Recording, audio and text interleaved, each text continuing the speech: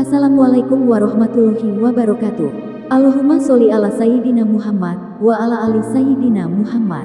Pemirsa yang dirahmati Allah, marilah kita simak ceramah dari Buya Arozi Hashim dengan tema pesan terbuka untuk para pembenci keturunan Nabi Muhammad. Sebelumnya marilah kita perbanyak sholawat minimal 1000 kali sehari, agar hidup kita penuh barokah dan mendapatkan syafaat kelak. Selamat menyaksikan. Assalamualaikum warahmatullahi wabarakatuh. Alhamdulillahirabbil alamin. Wassalatu wassalamu ala sayyidil mursalin, sayyidil awwalin wal akhirin, sayyidina Muhammad wa ala alihi wa ashabihi wa li baitihi wa dzurriyyatihi ajma'in. Wa ba'd. Sahabat yang muliakan Allah, banyak pertanyaan yang sebenarnya pertanyaan ini membimbing kita kepada sesuatu yang baik, tapi sayangnya banyak juga yang menanggapinya tidak baik. Apakah ada keturunan Rasulullah atau sering kita sebut dengan zuriat? Zuriat berarti yang ditinggalkan atau yang menjadi keturunannya Sayyidina Nabi Sallallahu Alaihi Wasallam. Setelah kita meneliti banyak hadis-hadis Nabi, ternyata dalam hadis Imam Abu Nuaim dengan kualitas yang hasan, Nabi memberikan garansi. Hadis ini didhaifkan oleh orang yang tidak mencintai zuriat Nabi atau tidak mempercayai zuriat Nabi, dia akan berusaha mendhaifkan hadis ini. Padahal hadis ini kualitasnya minimal, hasan li ghairihi. Hasan karena ada yang menguatkannya. Bahkan bagi sebagian masyayikh kita dianggap sahih li ghairihi. Apa itu? Nabi SAW bersabda, kullu nasabin inqata'a illa nasabi. Semua nasab, semua keturunan akan terputus sejarahnya, akan terputus keterangannya, akan terputus keberlanjutannya, kecuali nasabi, nasabnya Nabi Muhammad Sallallahu Alaihi Wasallam. Ini penjelasan eksplisit dari Nabi. Lalu bagaimana dengan hadis yang lebih sahih? Ternyata dalam satu khutbah yang panjang, Nabi Sallallahu Alaihi Wasallam pernah mengatakan satu kalam setelah beliau bertahmid, memuji Allah SWT, lalu mengatakan, Inni tarikun fikum saqalain. Aku tinggalkan untuk kamu dua saqalain. Dua saqal. Apa arti saqal? Beban yang berat, wasiat yang berat. Apa itu? Wasiat menjaga kehormatan nasab Rasulullah Sallallahu Alaihi Wasallam. Ya. Namun Nabi kemudian menyebutnya saqalain karena ilmu ini ada pada dua hal. Kitab Allah. Jadi beliau mengatakan awwaluhuma kitabullah. Yang pertama adalah kitabullah. Hadis ini diriwayatkan oleh Imam Muslim dalam Fadailus Sahabah, hadis nomor 2408.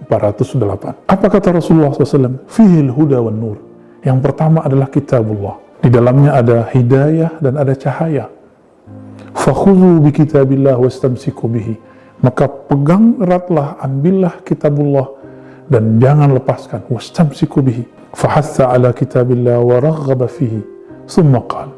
Setelah Nabi kemudian menguatkan motivasi perintah kepada para sahabat agar berpegang kepada kitabullah, lalu beliau mengatakan, wa ahlu baiti.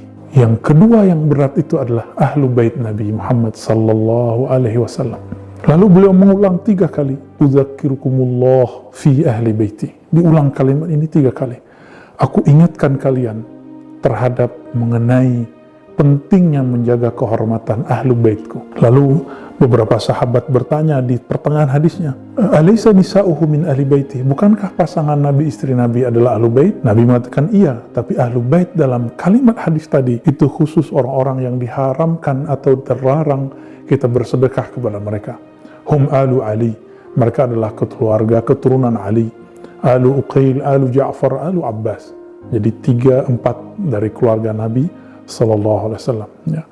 Hadis ini teman-teman yang bukan Allah menunjukkan bahwa pesan Nabi, aku tinggalkan untuk kamu 2 pesan, 2 wasiat. Selama ini para penceramah, pengkhotbah, karena mohon maaf tidak menelaah dengan detail hadis Sahih Muslim. Apa yang terjadi? Kebanyakan hanya menggunakan hadis yang tidak sampai derajatnya sesahih Imam Muslim. Itu ada dalam riwayat Imam Ibnu Abi Syaibah, salah satu guru dari Imam Muslim, punya kitab judulnya Al-Musannaf. Taraktu fikum amrain. Aku tinggalkan kamu 2 amr, dua perkara, 2 urusan. Kitab Allah wa sunnata Rasulillah. Kitab Allah dan sunnah Rasul. Hadis ini secara zahir berbeda tapi tidak bertentangan. Kenapa? Karena sunnah Rasulullah itu dijaga baik-baik zahir dan batinnya oleh zuriat Nabi Sallallahu Alaihi Wasallam. Hadis ini tidak ada kaitannya dengan Rafidah, para pembenci sahabat, tapi hadis ini pasti ditentang oleh Nasibah, kelompok pembenci keluarga Nabi Sallallahu Alaihi Wasallam. Ajaran ahlu sunnah itu mengajarkan cinta kepada keluarga Nabi dan mencintai sahabat-sahabat Nabi. Sedangkan ajaran Rafidah, kelompok Syiah Rafidah, tidak semua Syiah Rafidah, ada Syiah Zaidiyah. Syiah Rafidah, mereka membenci selain daripada orang-orang yang tergabung kepada keluarga Nabi. Maka mereka membenci Abu Bakar, Umar, Utsman. Bahkan mereka membenci sosok perempuan suci yang mana Rasulullah meninggal di pangkuannya, Sayyidah Aisyah. Maka kita pastikan orang ini Rafidah. Rafid artinya membuang, mencaci maki keluarga atau sahabat Rasulullah SAW. Adapun orang yang membenci orang-orang yang dekat kepada Nabi dari kalangan nasabnya disebut dengan Nasibah. Ini perkara kedua. Ada persoalan yang ketiga.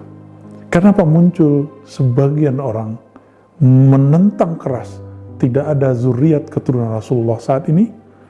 Barangkali ada dua sebab. Pertama, karena ketidaktahuan terhadap ilmu nasab, atau ketidaktahuan terhadap hadis ini. Hadis ini, teman-teman, ini diperkuat nanti penjelasannya dalam hadis Imam Abu Daud dan Tirmizi. Dalam hadis Imam Abu Daud dikatakan, "Lau lam yabqa minad dahr illa yauman." Seandainya tidak tersisa lagi di alam semesta ini kecuali satu hari, lalu kiamat, pasti Allah, la ba'atsallah, tentu Allah akan membangkitkan, mengutus satu rajulan, seorang sosok min ahli baiti, dari keturunan ahlu baitku. Begitu dalam riwayat Imam Abu Daud yang beliau jelaskan dalam kitab Al-Mahdi, bab tentang Al-Mahdi. Maka ada kecurigaan kedua, tapi ini menjadi fakta.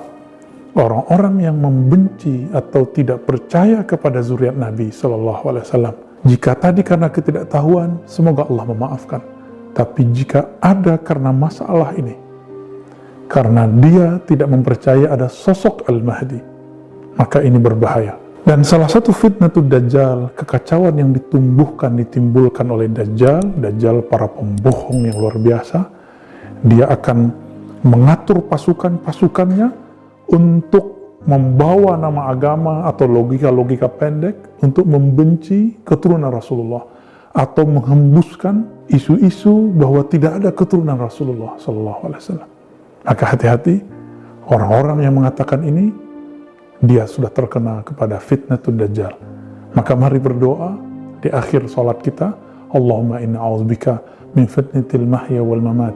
Boleh kita tambahkan dalam hadis Nabi, min fitnatil qabri wa adzabin nar wa fitnati masihid dajjal. Di ujung itu Nabi mengajarkan, ya Allah, lindungi aku dari kekacauan yang disebabkan oleh Dajjal. Apa salah satunya? Membenci zuriat Rasulullah. Nanti akan berakibat jika muncul Imam Mahdi, maka semua orang akan mengatakan, oh itu pembohong karena zuriat Rasulullah sudah tidak ada. Hati-hati jika zaman itu datang. Semoga kita selamat oleh Allah Subhanahu wa Ta'ala, diselamatkan akidah kita, diselamatkan teman-teman kita, keluarga kita, orang Islam yang percaya kepada Allah, percaya kepada Rasulullah, dan percaya kepada janji Rasulullah kemunculan cucunya, keturunannya, Al-Imam Al-Mahdi.